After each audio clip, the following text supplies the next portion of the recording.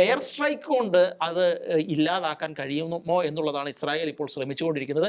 അതിന് കഴിയുന്നില്ല എന്നുണ്ടെങ്കിൽ ഒരുപക്ഷെ എനിക്ക് തോന്നുന്നു അമേരിക്ക കൂടി ഇതിനുള്ളിലേക്ക് ഇറങ്ങുന്ന സാഹചര്യം ഉണ്ടാകും. തീർച്ചയായിട്ടും അമേരിക്കയുടെ ഹെവി ആയിട്ടുള്ള ബോംബറുകൾ ഉപയോഗിച്ച് കൃത്യമായിട്ട് ബോംബ് ചെയ്ത് ഈ അറ്റോമിക് ഏരിയകൾ എവിടെയൊക്കെയാണ് അത് ഇല്ലാതാക്കുന്ന ബങ്കർ ബസ്റ്റർ ഉപയോഗിച്ച് ഇല്ലാതാക്കുന്ന സാഹചര്യം ഉണ്ടാകും. അങ്ങനെ ഒരു അവസ്ഥയിലേക്ക് അമേരിക്ക കൂടി ഇറങ്ങുന്ന സാഹചര്യം ഉണ്ടാകും.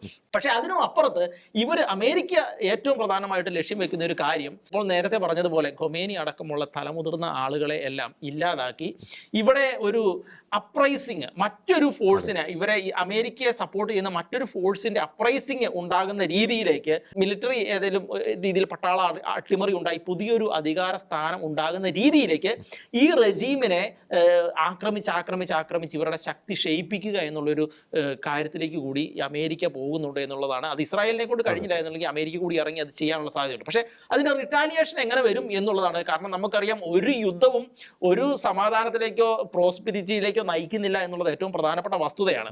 അപ്പോൾ അമേരിക്ക കൂടി ഇറങ്ങും എന്നുള്ളതിന്റെ അതിനൊരു മുന്നറിയിപ്പ് കൊടുക്കാനായിരിക്കണം ഫത്ത എന്ന് പറയുന്നത് മിസൈല് ഇസ്രായേലിലേക്ക് കഴിഞ്ഞ ദിവസം ഇറാൻ ആദ്യമായിട്ട് അയക്കുന്ന സാഹചര്യം ഉണ്ടായത്.